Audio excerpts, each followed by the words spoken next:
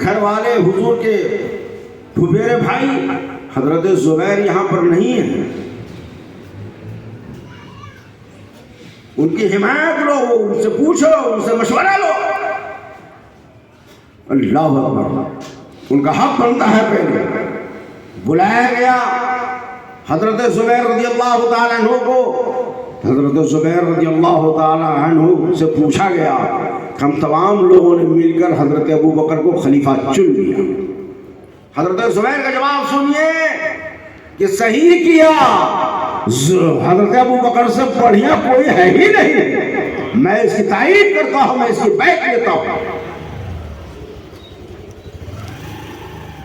کہا حضور سب لوگوں نے چن لیا۔ پھر حضرت ابو بکر صدیق رضی اللہ تعالیٰ نے نگاہ دوڑایا، کہا کہ اس محفل میں سب ہے لیکن علی نہیں ہے، اس محفل میں سب ہے لیکن علی نہیں ہے، علی سے پوچھ لیا جائے۔ حضرت علی رضی اللہ عنہ کو بلایا گیا اور ان سے پوچھا گیا، یہ میں اپنی بات نہیں کہہ رہا ہوں، حضرت علامہ جلال الدین سیوطی رحمۃ اللہ تعالیٰ علیہ تاریخ الخلفاء کے اندر جو واقعہ کو لکھتے ہیں، تو ان اندھوں سے ذرا پوچھے جو حضرت علی اور حضرت ابو بکر کو ایک ترازو کے پلے پر لا کر کے ناپنا شروع کرتے ہیں۔ ہم سے زیادہ علی سے محبت کرنے والا کوئی نہیں ہے، ہم سے چاہنے والا حضرت علی سے کوئی نہیں ہے، ہم سے ادب کرنے والا حضرت علی سے کوئی نہیں ہے، ہم سینہ نہیں پیٹتے ہیں، ہم صرف کو بھی نہیں کرتے ہیں، ہم سینہ نہیں تانتے ہیں، صرف علی علی نہیں کرتے ہیں، علی کو بھی کرتے ہیں، حضرت عمر کو بھی مانتے ہیں، عثمان کو بھی مانتے ہیں، علی کو بھی مانتے ہیں، ابو بکر کو بھی مانتے ہیں، تمام صحابہ کو مانتے ہیں، اور انشاءاللہ مرتے تب تک سب کو مانتے رہیں۔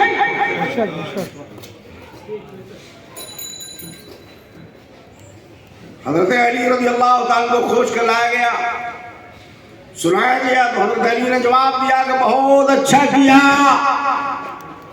کہ اس منصب خلافت کے لیے ابو بکر صدیق سے بڑھیا کوئی آدمی نہیں ہے۔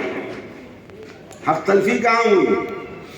آج ایک تو مسئلہ ہے، حضور صلی اللہ علیہ وسلم کا ایک باغیچہ تھا مدینہ میں، یہی بات کو لے کر کے یہ تمام شیعہ اور علیوی اور وغیرہ وغیرہ آئے ہوئے ہیں، ان الوؤں کو ٹھکانے میں لگانے کے لیے کوئی کو تو کہتا ہوں کہ میرے پاس لے کر کے آئیے، یہ گلی میں کیوں بولتا ہے؟ ایک باغیچہ تھا کھجور کا، جس کو حضور صلی اللہ علیہ وسلم نے مال غنیمت میں حاصل کیا تھا، جس باغ کو کہتے ہیں باغ فدق، اس باغیچے کا نام تھا باغ فدق۔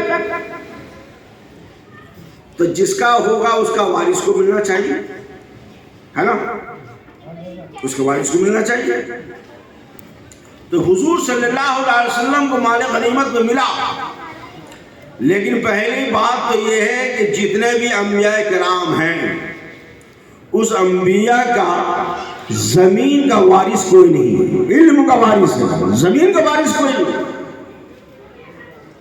حضور نے جگہ جگہ پر حدیثوں میں فرمایا، انبیاء کے وارث علماء ہیں، لیکن باغیچے کا وارث فاطمہ نہیں ہے، علی نہیں ہے۔ حضور صلی اللہ علیہ وسلم کے اختیار میں جب تک حیات میں وہ اس باغیچہ رہا، اس باغیچے کا مال رسول پاک صلی اللہ علیہ وسلم نے اپنی ذات پر کبھی استعمال نہیں کیا، صدقہ کر دیا، صدقہ کر دیا۔ سب انبیاء کرام کا حال یہی رہا، اپنے پاس میں نہیں رکھا۔ جب ابو بکر صدیق رضی اللہ عنہ کا زمانہ آیا تو کسی نے حضرت فاطمہ پاک رضی اللہ تعالی عنہ کی بات کو وہاں تک پہنچایا ابو بکر صدیق تک، اور کہا کہ یہ باغیچہ تو میرے والد بزرگوار کا ہے، تو میرے حوالے کر دیجئے۔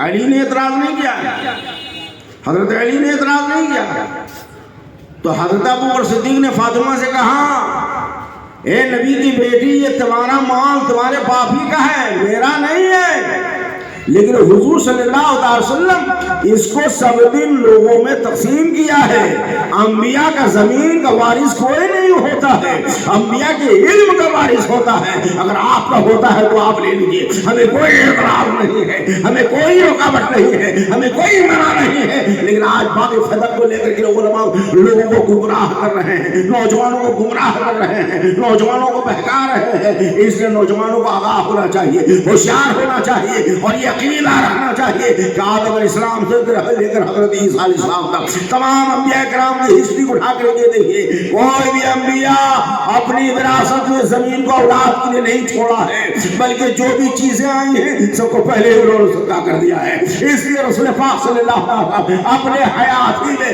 باغ فدق کو صدقہ کر دیا ہے. حضرت ابو بکر صدیق رضی اللہ عنہ کے بارگاہ میں نہ کبھی مولا کائنات نے اعتراف کیا, نہ فاطمہ پاک نے اعتراف کیا, نہ امام حسن نے اعتراف کیا, نہ امام حسین نے اعتراف کیا. میں کہنا چاہتا ہوں اب حضرت ابو بکر صدیق پر اعتراض کیوں کر رہے ہیں؟ بتائیے, حضرت مولا کائنات کے بعد بیٹا حضرت امام حسن خلیفہ بنے کہ نہیں بنے؟ بنے.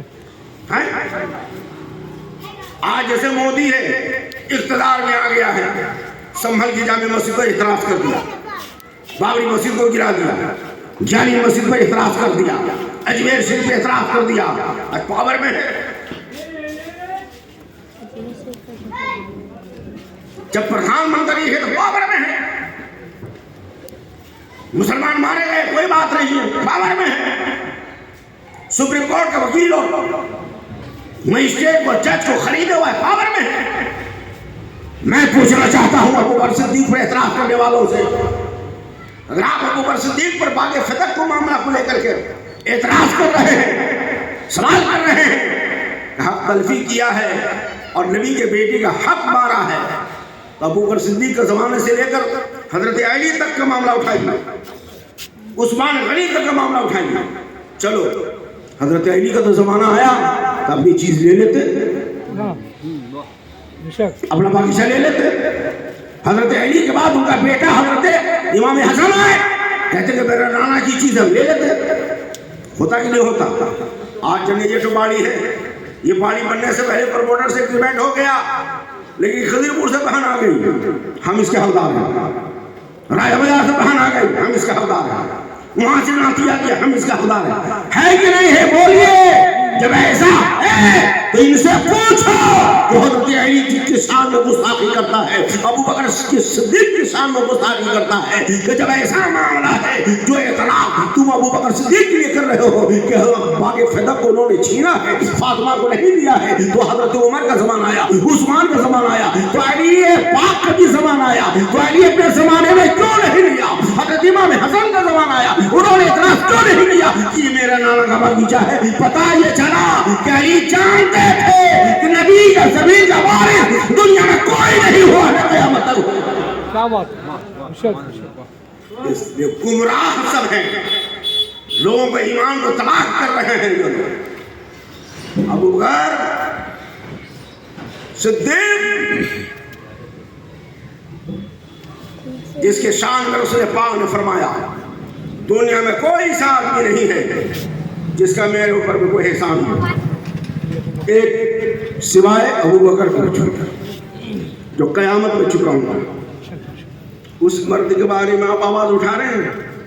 بہرحال ابو بکر صدیق رضی اللہ تعالیٰ عنہ سرکار کی مثال شریف کے بعد بڑی لمبی باتیں, گھنٹوں تقریر کی ضرورت ہے, لیکن اتنا ہی ہو گیا, کم سے کم غلامی کا ثبوت دے دیا ہے نا. اچان لیے کہ حضرت ابو بکر صدیق رضی اللہ تعالیٰ عنہ بڑے شان کے مالک ہیں. جب وصال کا ٹائم قریب آیا, ابو بکر صدیق رضی اللہ تعالیٰ عنہ اپنی بیٹی عائشہ صدیقہ سے بلا کر کے کہا, بیٹی میرے مرنے کے بعد یہ جتنا بھی مال ہے آپس میں تقسیم کر لینا. تم لوگ 2 بھائی ہو 2 بہن ہو. عائشہ صدیقہ رضی اللہ تعالیٰ عنہ نے کہا, ابو ہم لوگ 2 بہن کہاں ہیں, ہم تو اکیلے ہیں. بولے نہیں, جو تمہاری والدہ ہیں ابھی وہ حمل سے ہیں اور اس کے حمل میں بیٹی ہے. اللہ اس لیے تم لوگ 2 بھائی ہو 2 بہن، آپس میں یہ مال کو تقسیم کر لینا۔ بہرحال حضرت ابو بکر صدیق رضی اللہ تعالیٰ عنہ 63 سال کی عمر میں 2 سال 2 مہینہ امور خلافت کو، یعنی خلافت کے منصب پر رہ کر 22 جمادی الاول کو وصال فرما گئے۔ 7 جمادی الاول کو بیمار پڑے، بخار تیز آیا، اسی عدالت میں 15 دن تک رہے، اور 22 جمادی الاخری یعنی جمادی الاخر 63 سال کی عمر میں 2 سال 2 مہینہ منصب خلافت پر جلوہ پار رہ کر اللہ کی بارگاہ میں چلے گئے، وصال فرما گئے۔ انہی کی شان میں قرآن پاک کی آیت کریمہ کئی جگہ پر نازل ہوئی ہے، جس میں ایک آیت کریمہ جو میں نے ابھی پڑھا، والذی جاء بالصدق وصدق بہ اولئک هم المتقون، وہ جو سچائی کو لے کر کے آیا اور جس نے تصدیق کیا وہی متقی ہے۔ تو وہ کون ہے؟ ابو بکر صدیق ہے۔ اللہ تعالیٰ اپنے حبیب کے صدقے میں ہمارے اس پروگرام کو قبول فرمائے، اور سیدنا ابو بکر صدیق رضی اللہ تعالیٰ عنہ روحانی فیوز و برکات سے مالا مال ہوں۔ کل پڑھ لیتے ہیں۔